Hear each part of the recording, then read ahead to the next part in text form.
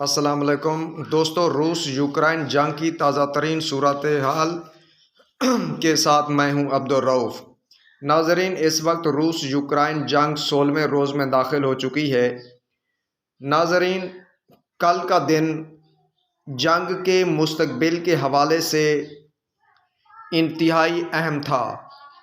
کل بہت اہم ترین باتیں اور ملاقاتیں بھی ہوئیں، لیکن رات گئے یوکرائن ایک بہت بڑی غلطی کر بیٹھا۔ لیکن یوکرائن نے روس کے قہر کو دعوت دی ہے۔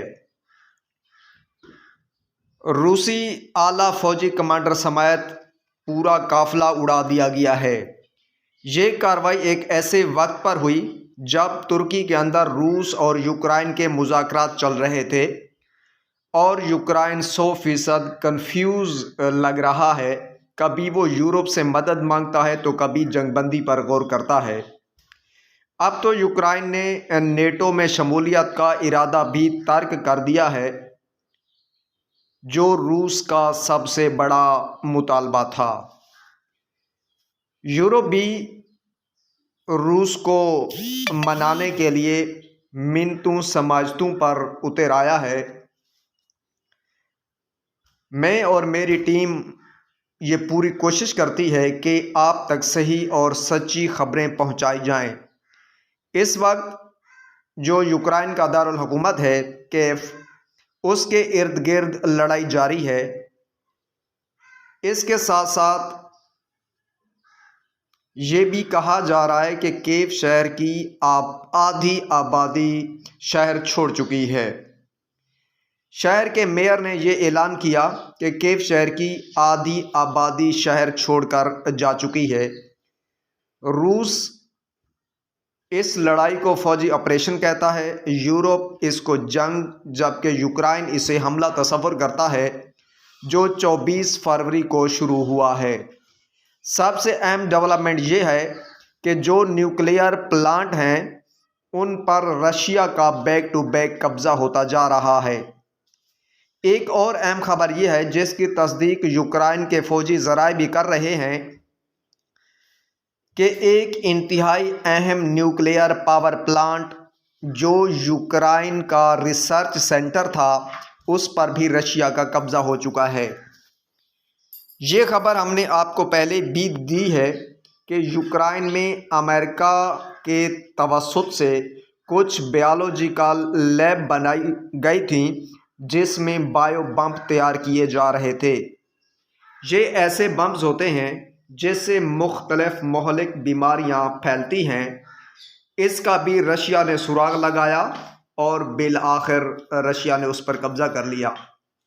چین نے یوکرائن کی مدد کے لیے $700 ملین کی امداد کا اعلان کیا ہے۔ یہ امداد سویلین کے لیے، اس میں کپڑے، خوراک اور ادویات وغیرہ شامل ہوں گی، اور اس پر رشیا کو بھی کوئی اعتراض نہیں۔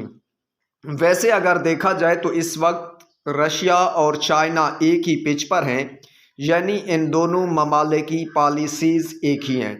اس کے ساتھ ساتھ چین نے یہ بھی کہا ہے کہ یوکرائن میں جو بایو ویپنز کا سراغ لگایا گیا ہے، امریکہ اس کے لیے جواب دہ ہے، کیونکہ وہ رشیا پر بیماریاں مسلط کرنا چاہتا تھا تاکہ وہ بغیر جنگ لڑے روس کو کمزور کر سکے۔ تو دوسری طرف امریکہ نے اس کی تردید کی ہے۔ ظاہر سی بات ہے، اس نے تردید ہی کرنی تھی۔ یہ عام طور پر ایک روٹین سمجھ لیں کہ کوئی بھی ملک اگر ایسے ہتھیار تیار کرتا ہے تو وہ مانتا نہیں ہے، چاہے رشیا ہو، چائنا ہو، بھارت ہو یا کوئی اور ملک۔ روس اور یوکرائن کے وزرائے خارجہ کی ترکی میں جو ملاقاتیں ہوئیں، اس میں بھی کوئی پیش رفت نہ ہو سکی۔ پہلے تو یہ کہا جا رہا تھا کہ جس طریقے سے یوکرائن نے نیٹو کی رکنیت کو ختم کرنے یا نیٹو میں شمولیت اختیار کرنے کا فیصلہ ترک کر دیا ہے، تو اس میں یہ آثار پیدا ہو چکے تھے کہ شاید روس اور یوکرائن جنگ بندی پر متفق ہو جائیں۔ لیکن اب رات گئے جو واقعہ پیش آیا، یعنی یوکرائن نے روس کے جو فوجی قافلے کو اڑایا ہے، تو اس نے حالات کو مزید گمبھیر بنا دیا ہے۔ اب اسے جنگ بندی کے جو آثار نظر آ رہے تھے وہ فی الوقت تو ختم ہو گئے ہیں۔